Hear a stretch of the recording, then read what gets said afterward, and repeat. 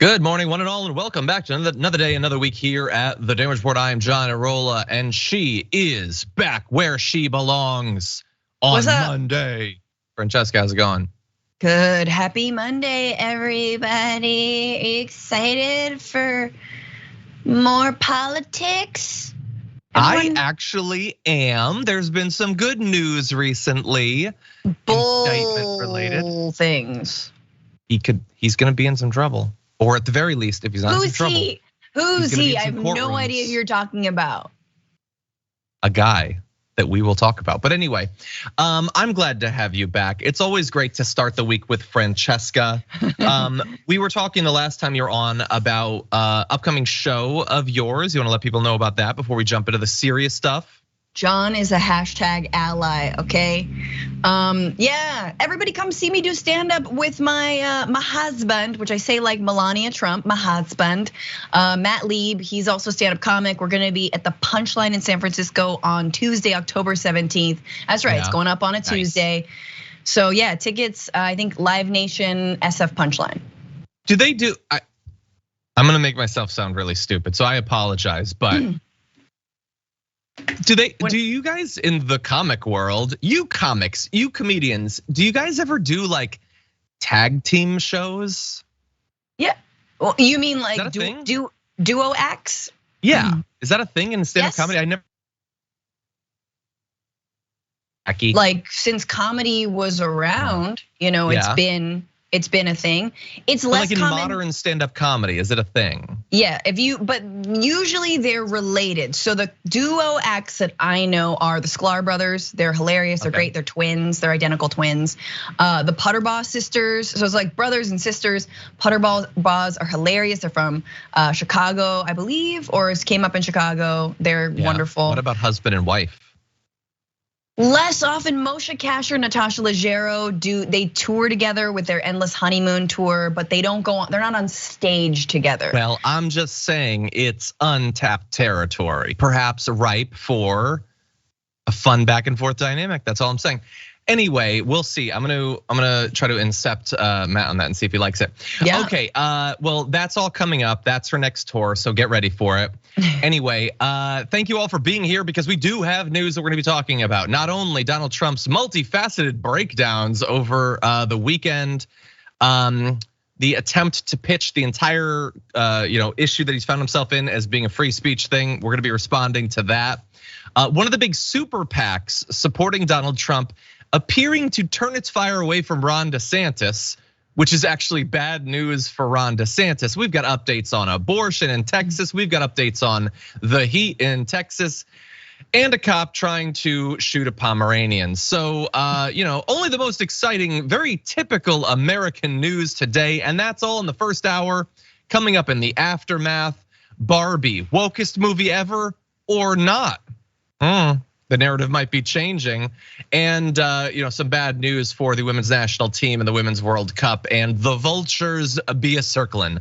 So lots to look forward to. Before all that, hit the like button, share the stream so people know we're live, and you can join in on. They can come and join in the conversation, and perhaps with your messages, you can win yourself the right to a $100 Blue Apron gift card. With all that said, Francesca, are you ready to jump into some news? Yes.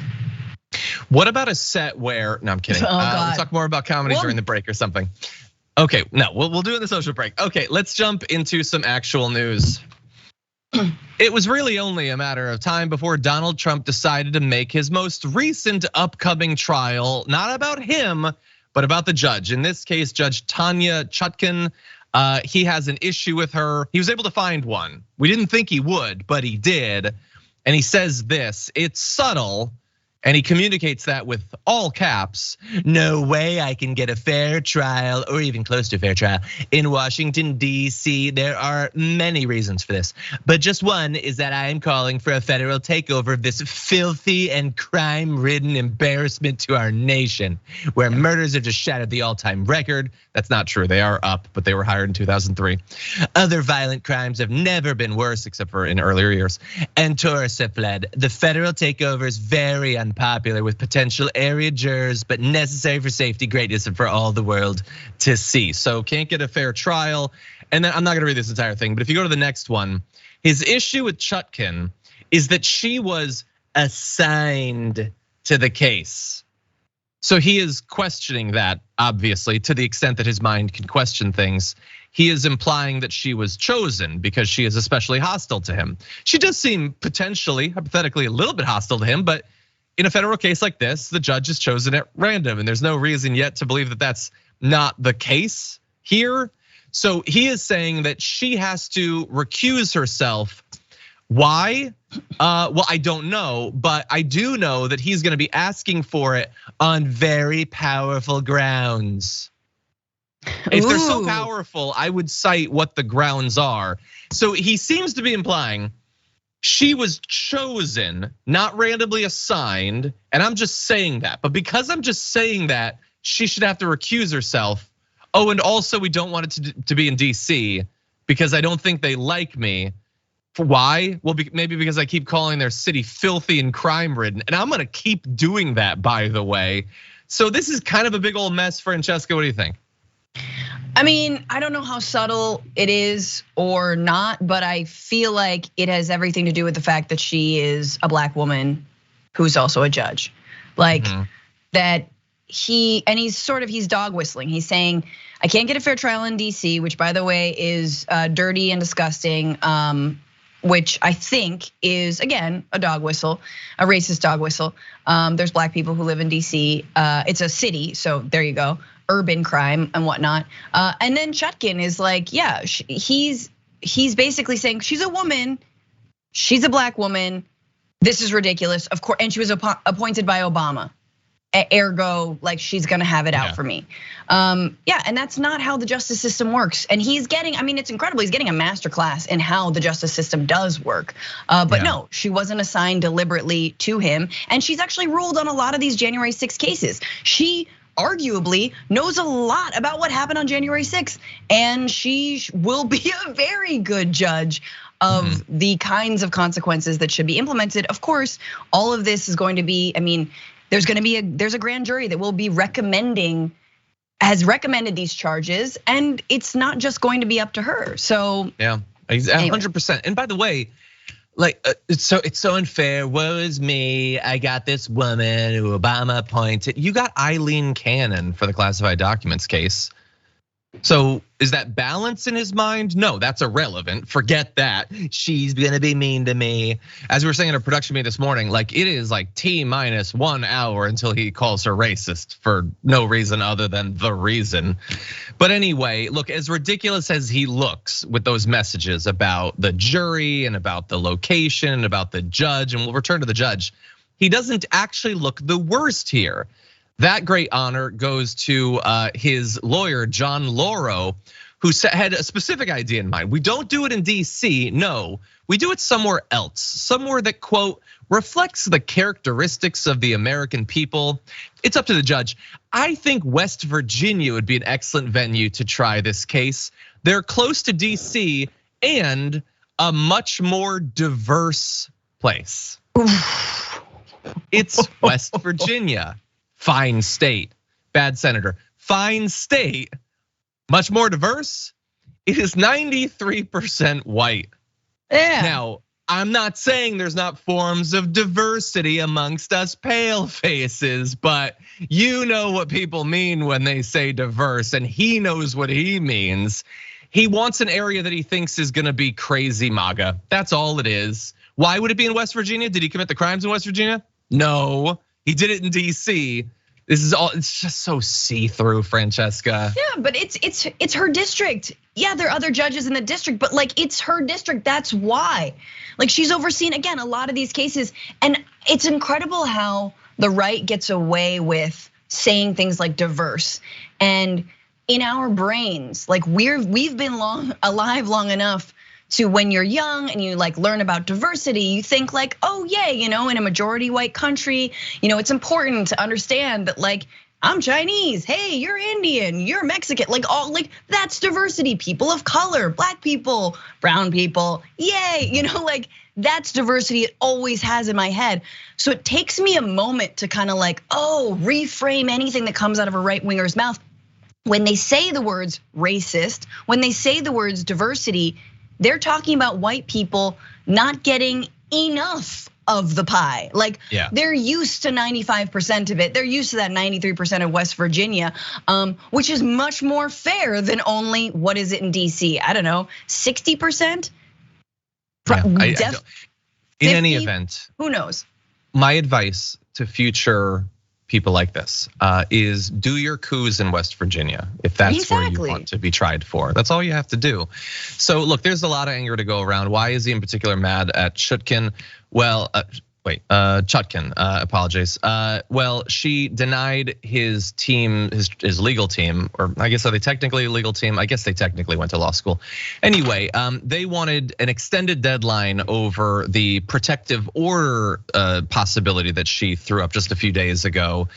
He has 3 hours, 49 minutes to respond to this.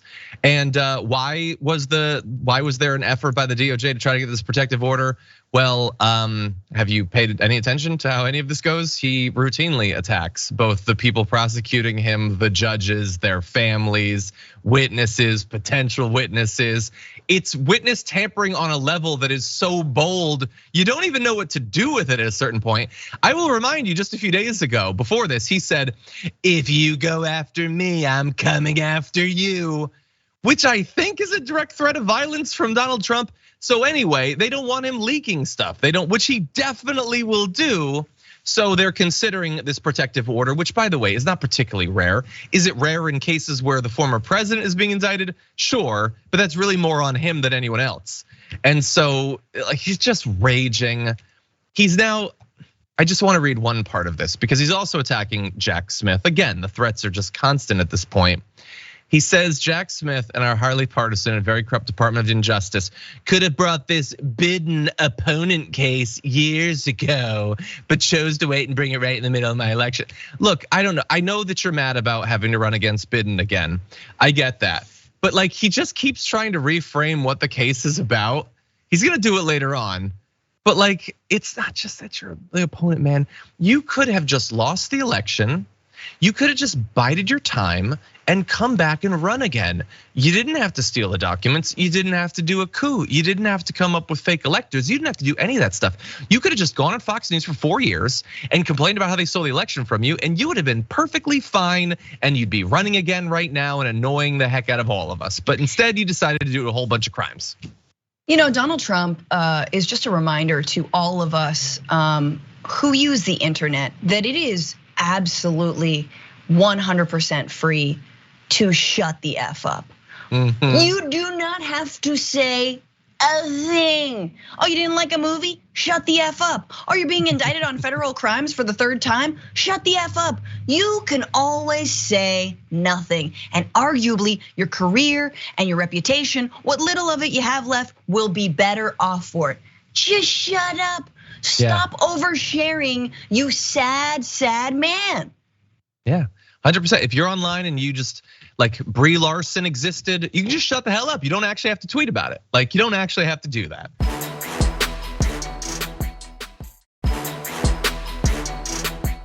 Trump's legal team has this hope, or at least they want you to believe that they have this hope, a variety of different hopes, that they're gonna relitigate the actual election and all that. But also specifically, they've gotten on this thing where like they're saying that Mike Pence is gonna be one of their best witnesses and he's gonna help acquit Trump. And I don't know if they've been like watching all of the things that Donald Trump has been doing to Mike Pence, but Mike Pence is saying that Trump's lawyers asked him to quote, reject votes outright. So doesn't seem like he'd be super helpful to you. Now, look, he's saying he has no plans to testify, but if he's ordered to, he will. How merciful of you. And like at the same time that they're saying he's gonna secretly drop the bombshell that saves us, we already know because he announced over the weekend that he was taking contemporaneous notes on what Donald Trump was doing and saying. So that's not gonna look good for Donald Trump. But Donald Trump is seemingly like trying to activate challenge mode or something because he's still attacking Mike Pence. He bleated, little Mike Pence, a man who was about to be ousted as governor until I came along and made a VP, has gone to the dark side. He says Pence, I I never told Pence to put me above the Constitution or that Mike was too honest, which he probably took notes on. He's delusional, and now he wants to show he's a tough guy. I once read a major magazine article on Mike. Ooh. It said he was not a very good person. I was surprised, but the article was right. Sad. What the hell is that?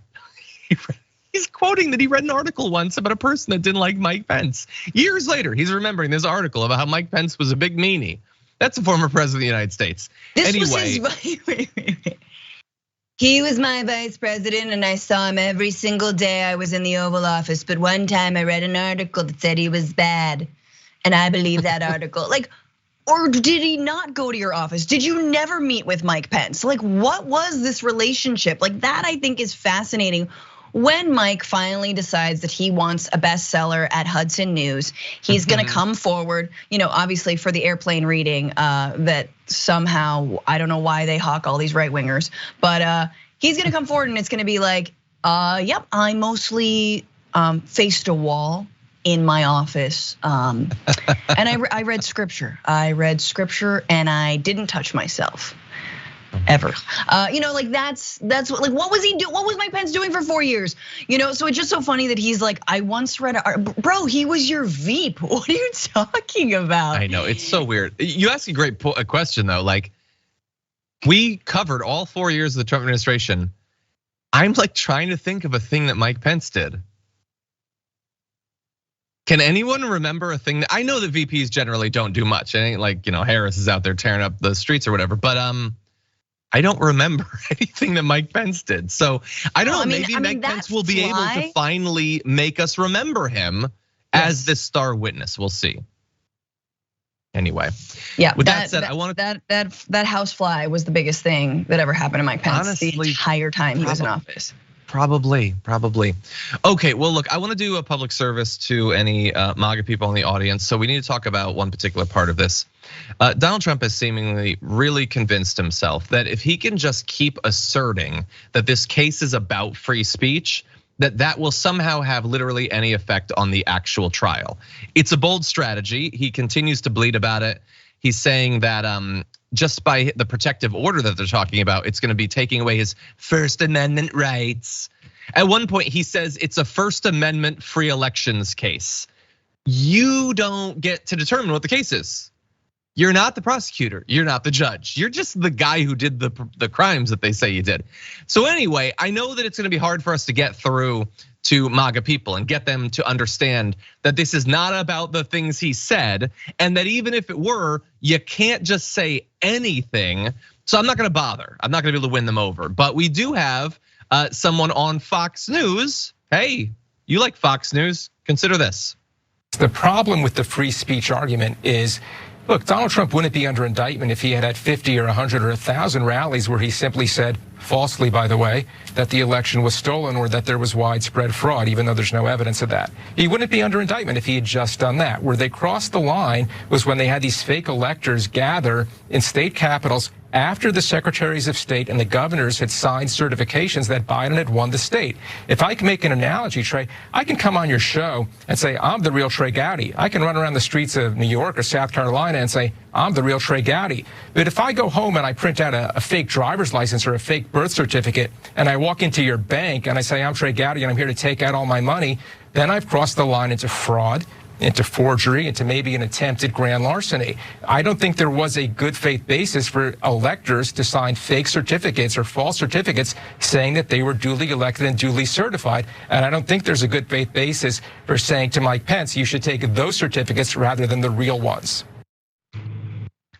I feel like that's pretty easy to understand, that speech can become part of the crime.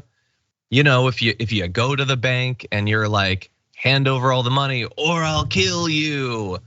That's not legal. I just spoke, it was my mouth that did the criming. But again, they selectively pretend to not understand that.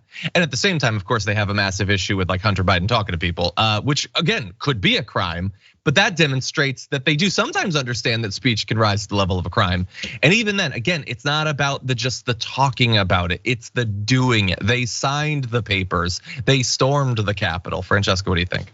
Oh, that dude's never gonna be invited back onto Fox News. Good on him for spelling it out so clearly. The difference between free speech and actually acting on something that could be criminal. And good on Fox for covering it or attempting to instead of just spinning it. But I'm sure they'll just go back to their regularly scheduled spin room and BS about how this has all been politicized. And it's like, I mean, except he did this. And of course, none of it really matters to his base that doesn't even watch Fox News in the first place. But I think there's still a few stragglers who are watching Fox. And again, I can't believe that he's still gonna be their nominee. I think there's gonna be a lot of people who are gonna sit 2024 out on the Republican side. Anyway. Yeah, probably a nice chunk on the Democratic side as well. But yeah, I think it's again like it's gonna be 2020 again. It's gonna be the exact same arguments. We know that he doesn't come up with anything new, so just prepare yourself for that. Anyway, apologies, Mike. I just want to do this last thing just because it's fun. I need Schadenfreude to start the week off with. I don't generally like to draw that from what Nancy Pelosi does, but it clearly got under his fifis. So let's start with this next video. When I wasn't in the courtroom, of course, but when I saw his coming out of his car and this or that, I saw a scared puppy.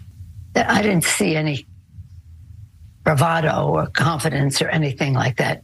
He knows the truth, that he lost the election, and now he's got to face the music.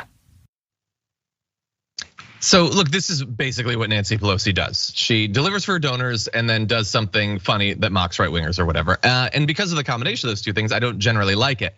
I considered putting this on the rundown for the main show on Friday because I was gonna joke that like Donald Trump is gonna be like so mad when he sees it, but knowing that like, come on, he's not watching all of the interviews. He's not gonna know that Nancy Pelosi said that, except he totally did because he bleated about it. And look, he responds to it. That's not enough for us to cover this. It gets really dark by the end of this. This is his response. I purposefully didn't comment on Nancy Pelosi's very weird story concerning her husband, but now I can because she said something about me with glee that was really quite vicious. I saw a scared puppy, she said, as she watched me on television like millions of others that didn't see that. I wasn't scared. Nevertheless, how mean a thing to say. She is a wicked witch whose husband's journey from hell starts and finishes with her. She is a sick and demented psycho who will someday live in hell. She said he was a scared puppy. That's cute. It's insulting, it's condescending, but it's cute. She was talking about them being in hell. The dude is still recovering from a vicious head wound he got from one of your fans, Donald Trump, which of course he knows. He just wants to talk about the fact that one of his acolytes failed in their assassination plot against the Pelosi's, and that's what he whips out because she said he looked scared. All the court reporters were saying that he looked scared, he was uncomfortable and all that. It's clear that he is scared about what's gonna happen to him. That was maniacal, Francesca. Yeah, no, he is so unhinged. I love that every unhinged bleat starts with the deranged, the psycho, as he's like, all caps, I'm going to spell Biden because I tweeted this in like 2 seconds. He's just, he is so on one, right? Like, okay, dude, we need to have the Iadarola here. We just, and maybe don't snort it. I know you like it up the schnazi, but look, a wise woman once said, you get into a tinkle contest with a skunk, you get the tinkle all over you. That was Nancy Pelosi. And I love this. It looked like a scared little puppy. The most grandma of all insults, which goes to show no one can get to Trump the way a woman can get to Trump. Any woman, if she has a modicum of power, well, that's even worse. But notice the way Hillary Clinton and Donald Trump are like, Hillary Clinton said, basket of deplorables. And it's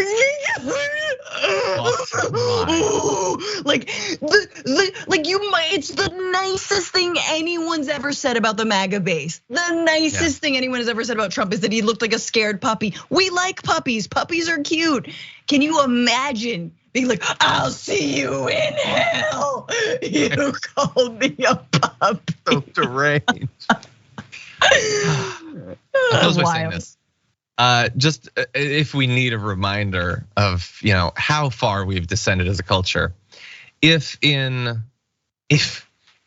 Bill Clinton had tweeted this, and that's it, he didn't do anything else like Trump, but this, that would literally be the only thing you ever thought about him for the rest of your life. If Obama did this, every time someone brought up Obama for the rest of his life, someone would be like, "Do you remember that tweet he said? That was wild." But for Donald Trump, you didn't even know he sent this, did you? It just blends into all of the other crazy. If your friend from high school posted that on Facebook, you'd be sending messages in the group text like, "Is he okay?" Yeah. But for the former president, it's like, whatever.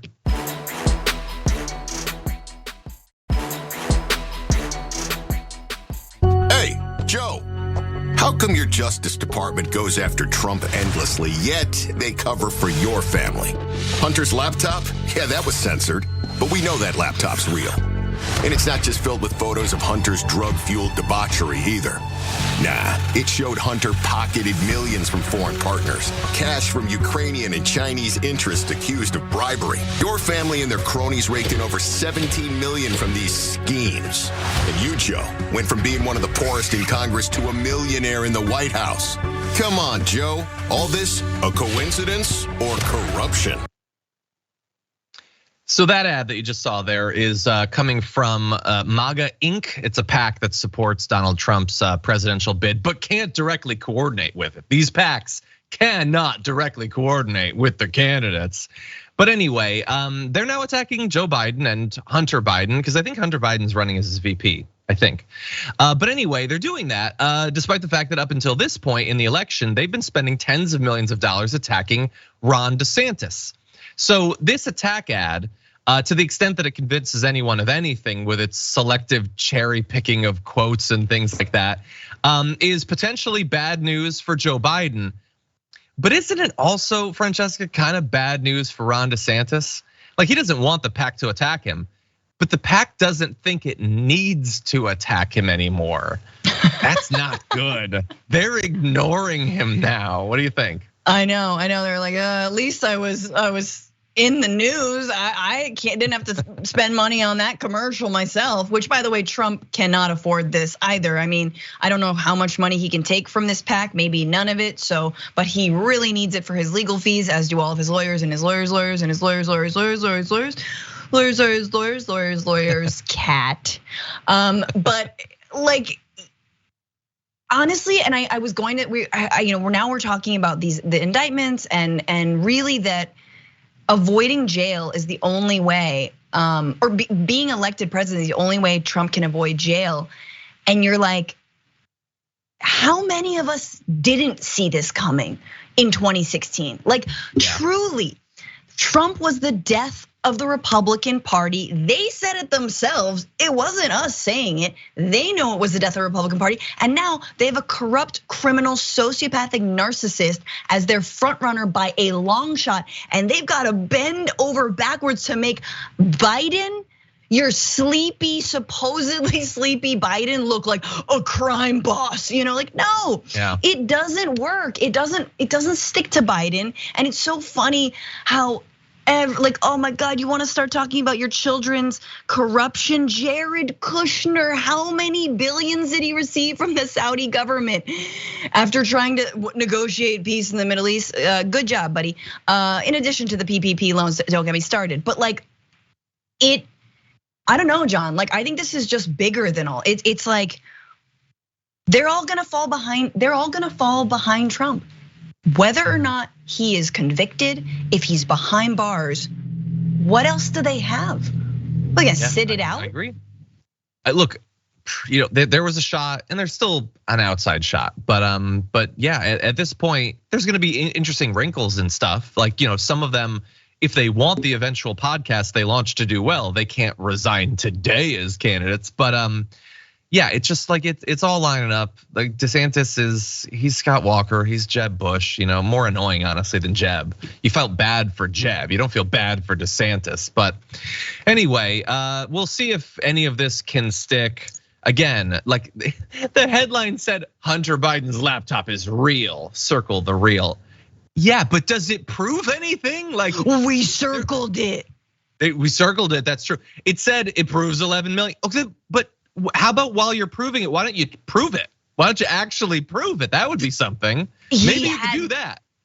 It proves he looked really cool smoking probably crack. We know that part.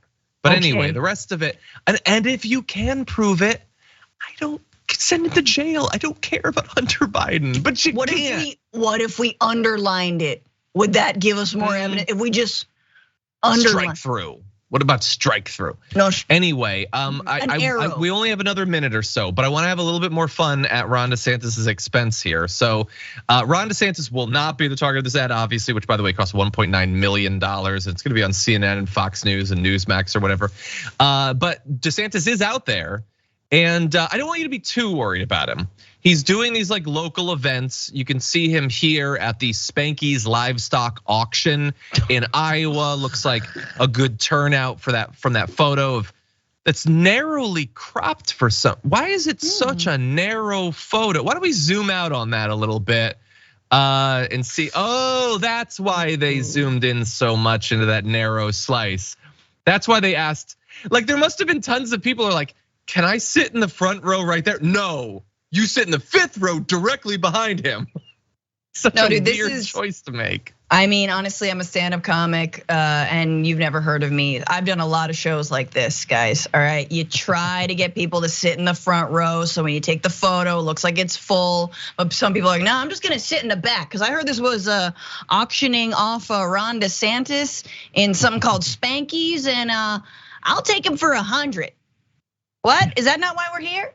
Oh, okay. I'll just sit here anyway. By the way, I get those people. I love comedy. I don't want to be close. My nightmare ever since watching The Nutty Professor as a young man is the comic interacting with me in the audience. So I always sit in the back. But so don't ever talk to me if I go to your show, Francesca. You ever been high at a show that was interactive? Oh my God. Like once I went to like a magician, I saw like a magician who interacted with the audience and I was like too close and I was like, oh no. And I thought I was gonna lose my mind. Cause you can't interact when you're on weed. Definitely. The film of that experience is Too Close, Too High.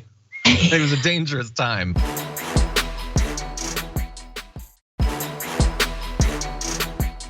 A bit of good news, bad news on the topic of abortion specific to Texas. So we've been tracking this lawsuit that 13 women have filed against the state over their abortion ban. Effectively, that state, like some of the ones who've done their bans, has exceptions for instance, health. If it's medically necessary, you're allowed to get the abortion. But as we've been saying for months now, those mean effectively nothing in practice. They likely will not save you suffering and potentially death.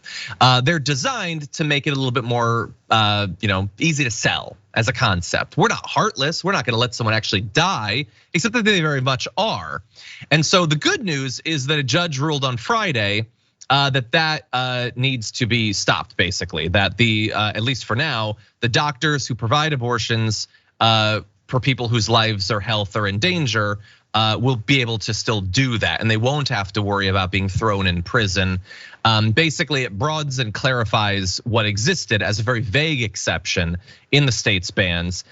It also temporarily bars state officials until the full case is decided. So all this would be temporary from prosecuting doctors who, in their quote, good faith judgment and in consultation with the pregnant person, determine that an abortion is medically necessary. Now that would seem to be literally the bottom floor of a medical exception. If the doctor and the patient think it's medically necessary, that's what makes it medically necessary. That is not what was allowed under the exception prior to this. And as you'll soon see, going forward, will still not. But anyway, the judge, Jessica Mangrum, said that the uncertainty regarding the scope of the medical exception and the related threat of enforcement in Texas's abortion bans has created an imminent risk for doctors who will have no choice but to bar or delay the provision of abortion care to women who require, or persons who require the procedure to prevent death or serious health risks. So that was good. A judge who seems to understand the limitations of the law as written. Unfortunately, the Texas Attorney General's office said later that day that they would appeal the ruling, which for some reason immediately puts the order on hold. Not the actual appeal, but the fact that they're appealing it puts it on hold. And anyway, they're saying that it's an activist Austin judge. And I love that. Activist has always been such an obviously stupid and vapid thing that they throw against a judge who interprets the law in a way that they don't like. But in this case, the judge is just saying, you said you want there to be an exception, Texas GOP. I'm saying there has to be an exception. And to them, that's being an activist judge, which sort of proves the point that we've been saying this whole time. They don't intend those exceptions to actually exist.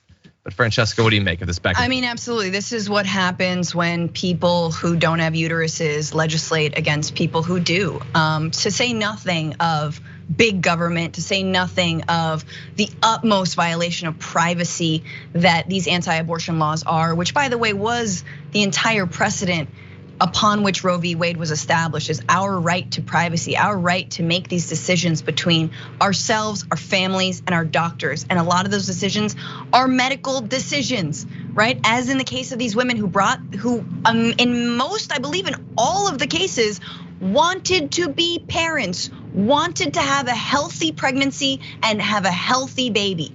And because they were denied critical abortion care, they nearly bled out in their cars and they nearly died. So, and this is the question is, what is it gonna take?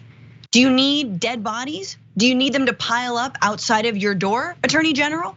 Like, is that what will convince you or no? Or most likely it won't, because it is the hypothetical principle of some made up thing that you have in your head or in your stupid little book that you've decided means that a life is a life. And it has no regard for on the ground pregnant people, what they go through, what it is every single damn day. Like, look, if you want to shadow like a gynecologist, OBGYN, like if you want to shadow for 3 years and be like, and just assess, gather some information, then maybe I'll let you legislate, or I will take you seriously when you do try to legislate against people's body. But instead, yeah, it's all in theory, and in practice, people are dying. Yeah, 100%. So yeah, we'll see. Again, it's gonna come down to the appeals, but we all know theoretically where this could go. We know the obvious religious zealots that they've packed the Supreme Court with. So, don't get your hopes up necessarily, but there are along the way some bits of good news, albeit brief.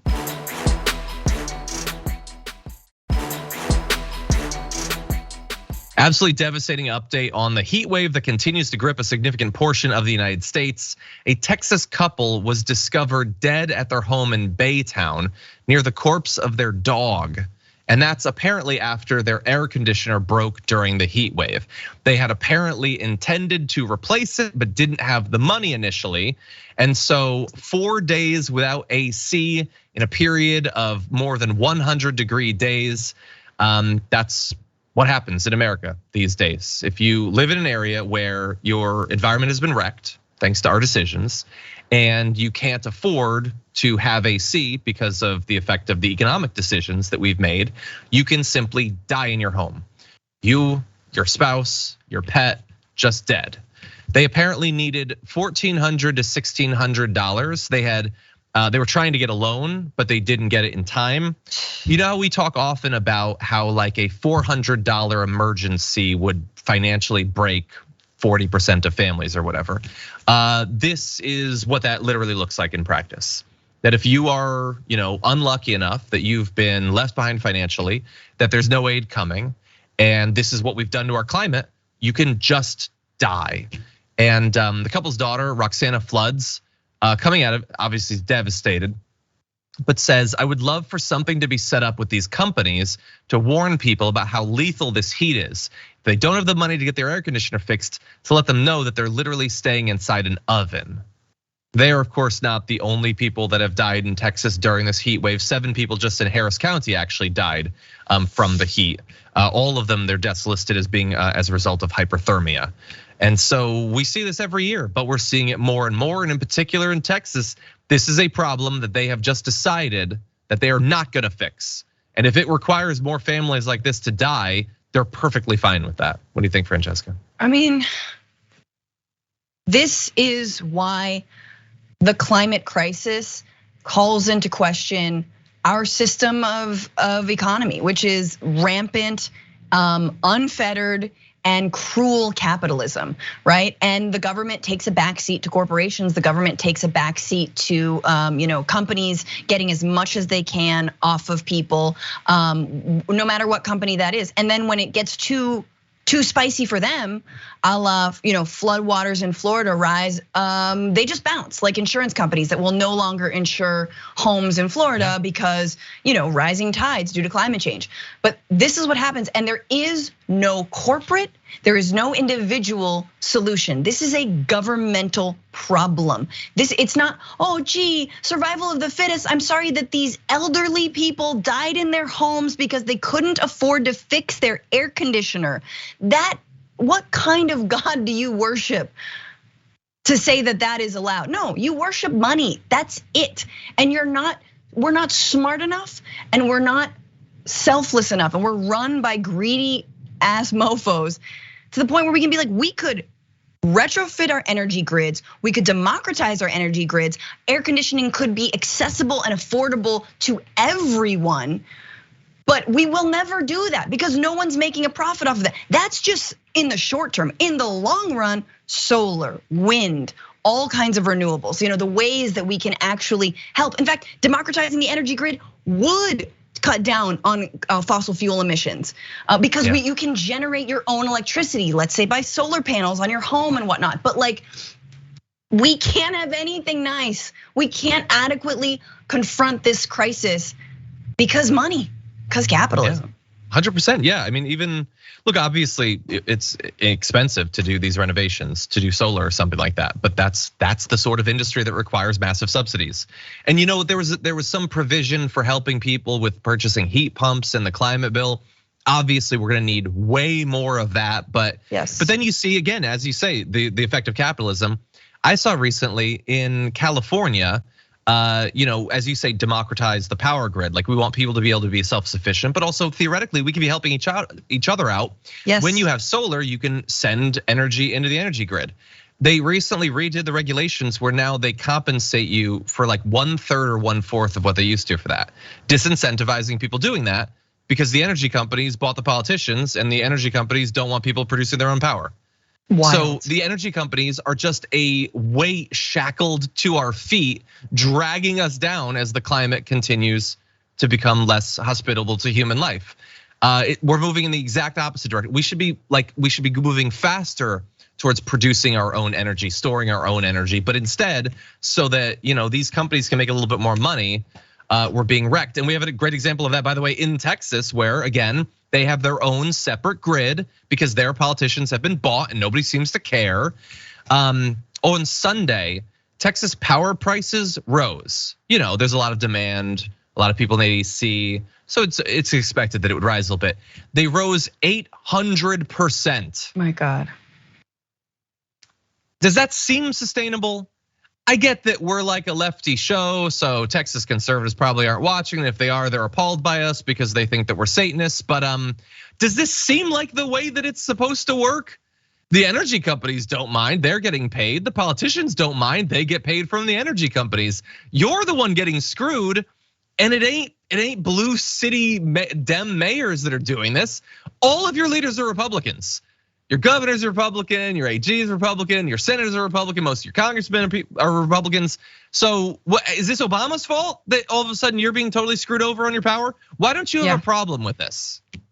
No, and free, for a party that loves freedom and they go on and on and on about it, the fact that you cannot create your own energy source without plugging back into the grid and paying through the nose is ridiculous. It's absolutely insane. And final thought, what if there was a power outage? There's been a power outage in Texas before. We just saw it, the deep freeze when Ted Cruz flew his ass to Cancun. What if that happens in the middle of this heat wave? You know how many more people are going to die because they don't have AC? There is a role for government to play. The fact that Texas does not have cooling centers in every single city, in every single suburb for people to go to be able to survive this is absolutely ludicrous, and it's an abdication of their responsibility. 100%, yeah. Yeah, the resources should be there. I don't know this couple that died. For all I know, they're like huge MAGA supporters. They would be alive if we gave a damn about what happened to people and if we prioritized it with our legislation. And if we start, I'm glad of the research that Ellen did here. Hurricanes, super dramatic. We focus a ton on hurricanes, and hurricanes can be really damaging. 8 times as many people die from heat in the US every year as hurricanes.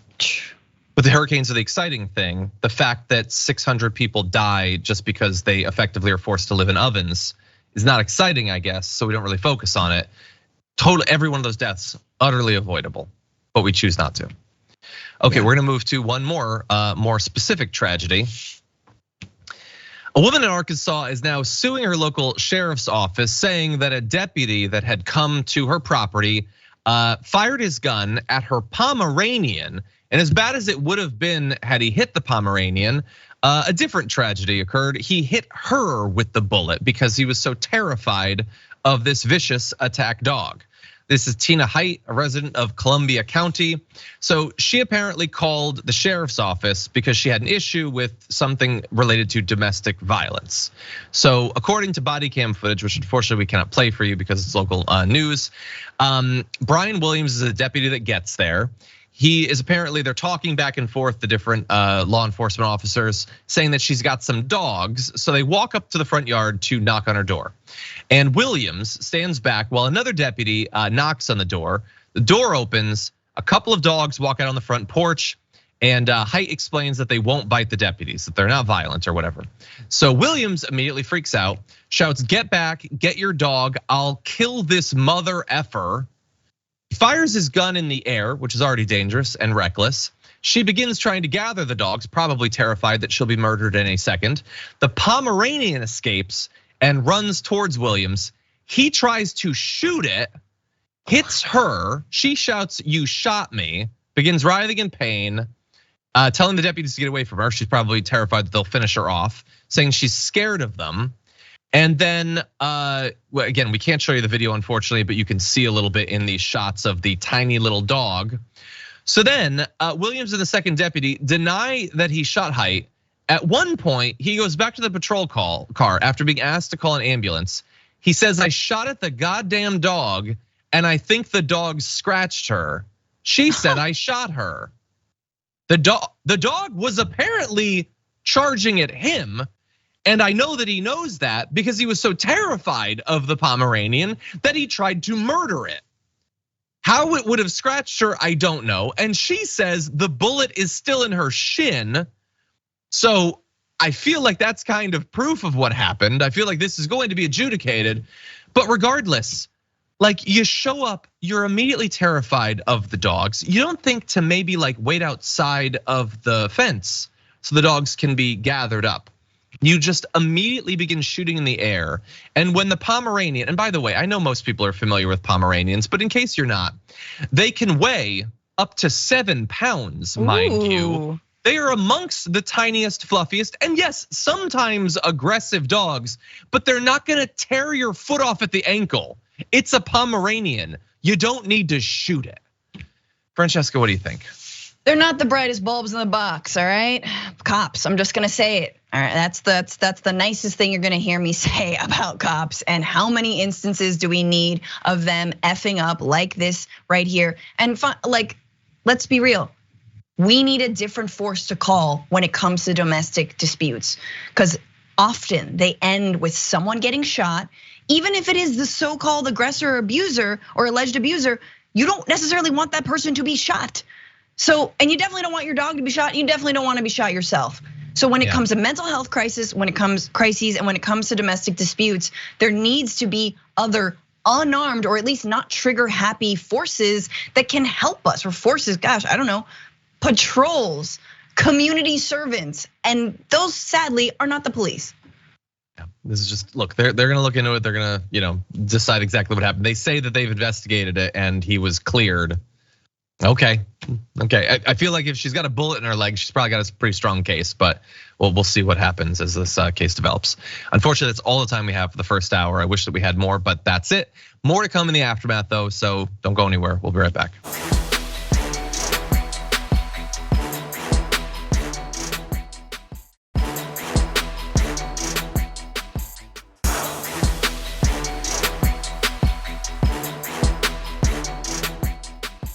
Thanks for listening to the full episode of The Damage Report. Support our work, listen ad-free, access members-only bonus content, and more by subscribing to Apple Podcasts at apple.co/TYT. I'm your host, Iadarola. I'll see you soon.